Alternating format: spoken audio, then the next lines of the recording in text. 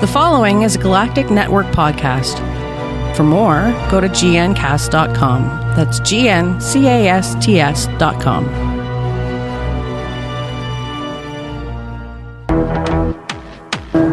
Hello and welcome to Who Knew and Review, a podcast from the Galactic Network. So, Doctor Who, where do we begin, eh? Well, let's begin at the beginning. I'll give you my review, but first I'll give you the synopsis, the good bits, the bad bits, the most universal bit, and any of my rambling musings and things that I've borrowed off the internet. So I suppose we should start with the synopsis. The Veritas. The truth. Truth so true you can't live with it. Is that looking into hell or seeing the light? Everyone who has ever read the Veritas has been found dead in a forbidden library at the heart of the Vatican. The Pope urges the Doctor to read the ancient text. But can he handle the truth? So let's have a look at the good bits. Now there's far too many good bits in this, but I've selected one which is my all-time favourite. I think it's my favourite scene in any Doctor Who so far. And that is Bill and her date getting interrupted by the Pope. I thought that was quite a nice bold move by Doctor Who featuring the Pope. I liked the little playful way there, and I liked the Pope interrupting Bill and her friend. Jolly good. Well done, Doctor Who. Now, the bad bit. It's the trouble with the Doctor's eyes. Let me finish. Okay. You see, we have robots in Doctor Who.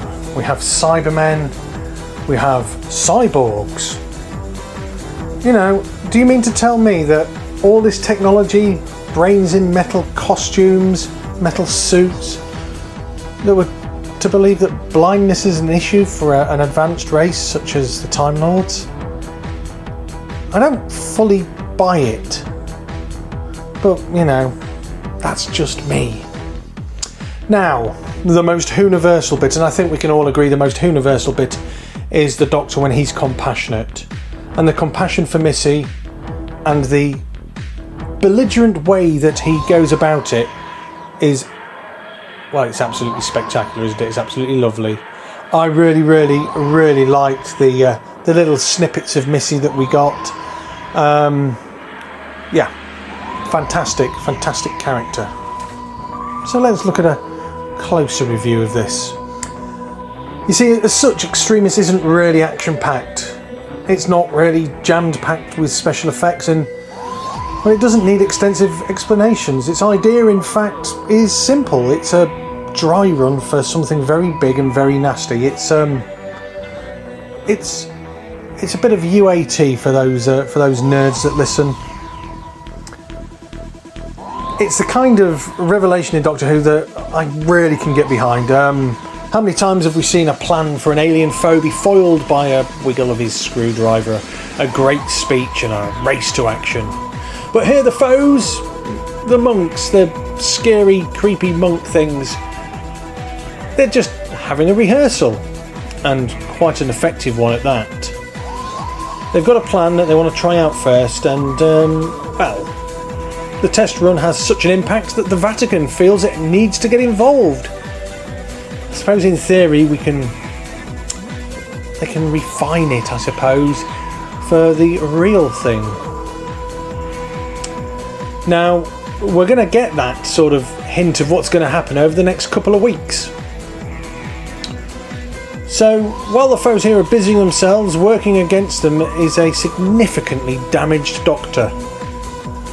A Doctor willing to sacrifice a little of his own future to temporarily repair his eyes just so he can read the Veritas. His speech turns mournful, slower, a little bit scared. But also, you know, the Doctor's still blind. He's not resolved that yet, and I don't understand why he hasn't told Bill about the damage to his eyes. Nardol's explanation is not telling because it becomes real.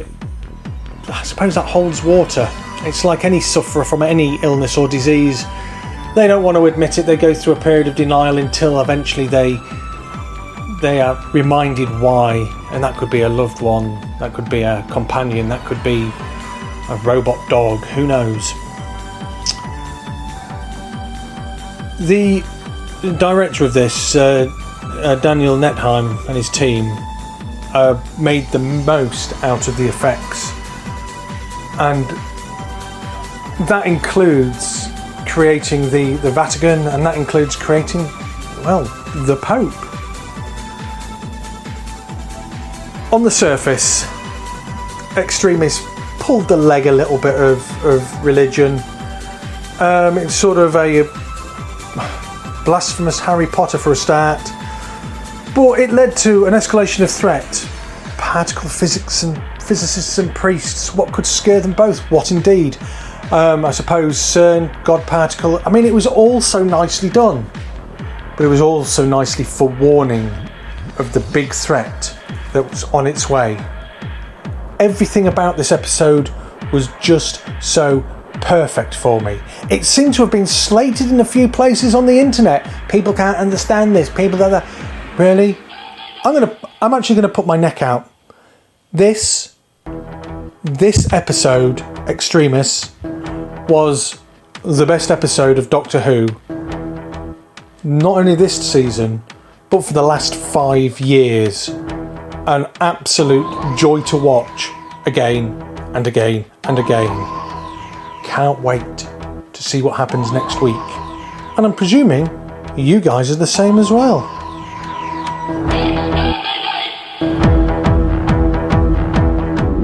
Hauntings, sky sounds, parallel universes, monster sightings, the New World Order, ghost ships, urban legends, mysterious radio broadcasts, and secret government facilities are just a few things we've talked about on Weird World Weekly.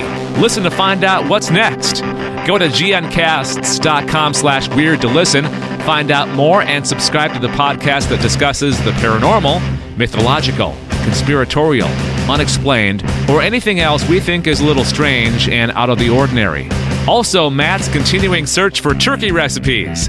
It's all on Weird World Weekly, part of the Galactic Netcast network of shows, also available wherever you listen to podcasts. Okay, so let's do the news. And we've got a few stories. Of course, they're all sort of centred around this current series, but hey, there's nothing that can be done about that during the time of a new series being aired. And we'll start with Michelle Gomez, Missy. She's revealed, sadly, that she's going to be leaving Doctor Who. The Scottish star who's played the villain Missy since 2014 has chosen to say goodbye. Apparently she said, "My pals are going and so am I. Everybody's leaving, so I'm going too. I mean, what would I do with Peter and Stephen? Who would I be?" Missy? Michelle Gomez? You've been an absolute delight. You have shown that the Time Lords can be Time Ladies, and you have done it with Robert Delgado style. Here at WNAR_podcast, I salute you. Now also, as you know, we'll stick with Missy, because she's admitted that she was surprised as the rest of us when she found out John Sim was returning as the Master. That's because she didn't actually read his script. Well, you're going to find out everything that happens, so, you know, why read the script? Apparently it was a bit of a shock to see John Sim sat next to her. I bet it was. Just goes to show that Michelle Gomez is an absolute legend, and yeah, she's probably going to be missed. So now let's look at... Oh, it's another Missy story. There, you wait for one Missy and 3 come along at once. After initially announced as only appearing in 3 episodes of Doctor Who this year, Extremis and the 2-part final, it's been revealed that Michelle Gomez's villain Missy will crop up in even more of the sci-fi series. Official synopsis of the series 10's 8th episode, called Lie of the Land, written by Toby Whitehouse, they've named Gomez as a special star. I am really looking forward to more Missy.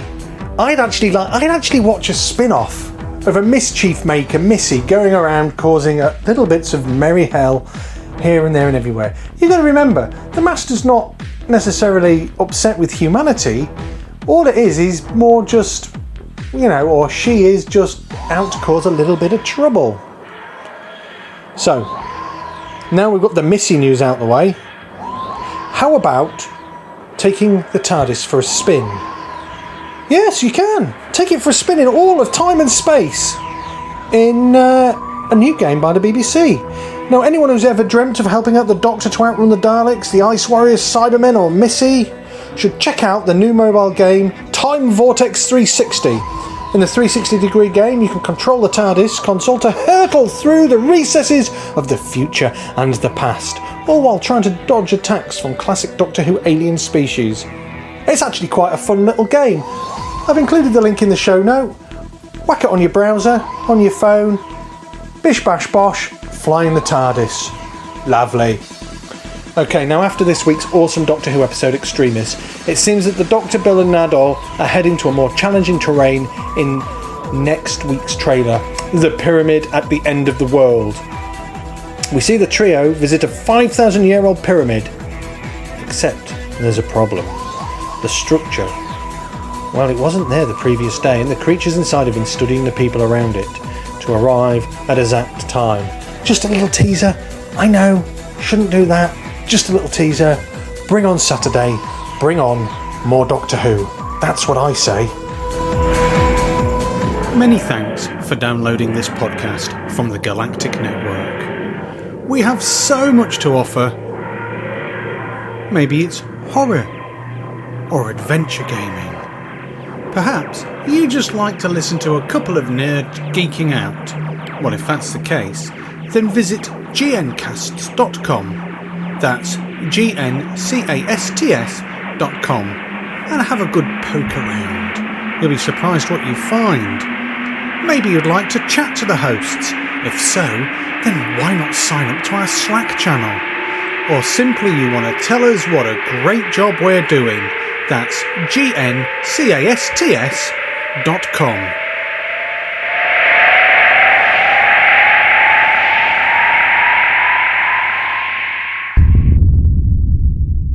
This has been a Galactic Network podcast. For more, go to gncast.com. That's gncast.com.